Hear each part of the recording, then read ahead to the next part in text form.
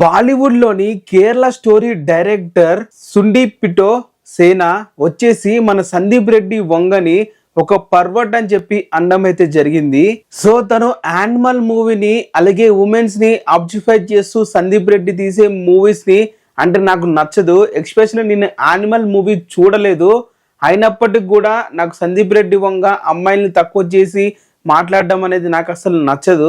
ఏక్ లడ్కీ కో ప్యార్ కర్తే హో ఉస్కా సమझे మారనే జరూర్ హే. ఇలాంటి mind set ఉన్న పర్సన్ ని డెఫినెట్ గా ఒక పర్వట్ అనే చెప్పి అనాలని చెప్పి తనైతే స్టేట్మెంట్ అయితే ఇవ్వడం అయితే జరిగింది. ఇక్కడ పాయింట్ అయిందంటే అతను యానిమల్ మూవీ అసలు చూడలేదంట, ఆయన కూడా సందీప్ రెడ్డి వంగ మీద అయితే కామెంట్ అయితే చేశాడు.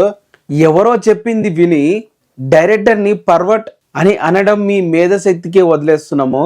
సందీప్ రెడ్డి తన యొక్క క్యారెక్టర్ ని చాలా ఇంటెన్సిటీగా చూపిస్తాడు, అది అర్థం చేసుకోవాలంటే దిమాక్ ఉండాలి. వంగ సినిమాలో టాక్సిక్ అలాగే గ్లోరిఫై చేసే యాక్షన్ సీక్వెన్స్ అలాగే రొమాన్స్ అవన్నీ కూడా తన క్యారెక్టర్ లా దాని మెయిన్ క్యారెక్టర్ అయితే పెట్టుకుంటాడు. సో తన క్యారెక్టర్ ఎంత స్పాయిల్ గా ఉందో చూపించడానికి అయితే ట్రై అయితే చేస్తాడు.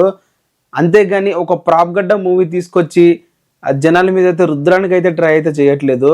తన తీసే మూవీస్ వల్ల అంత ఇన్ఫ్లుయెన్స్ వస్తుందంటే మాత్రం అంతకు ముందు వచ్చిన చాలా మూవీస్ ఉన్నాయి కదా, రొమాన్స్ మీద యాక్షన్ మీద కంబైన్ గా వచ్చినాయి.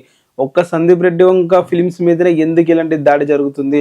ఎస్పెషల్లీ సందీప్ రెడ్డి వంగ ఎవరి కోసం మూవీస్ తీయట్లేదు, తను ఏదైనా సొసైటీకి మెసేజ్ ఇవ్వాలని కూడా తీయట్లేదు. తను ఎంటర్టైన్ చేయడానికి కోసం తీస్తున్నాడు, తన కోసం తీస్తున్నాడు. మరి ఈ సుందీప్ పిటో సేనా సందీప్ రెడ్డి వంగని పర్వట్ అనడంలో మీ ఉద్దేశం ఏంటి? కింద కామెంట్ అయితే చెయ్యండి. తను మూవీ చూడకుండానే ఆ డైరెక్టర్ యొక్క పర్సనాలిటీ ఎలాంటిది, తన టేకింగ్ ఎలాంటిది అనేది చెప్పేస్తున్నాడు.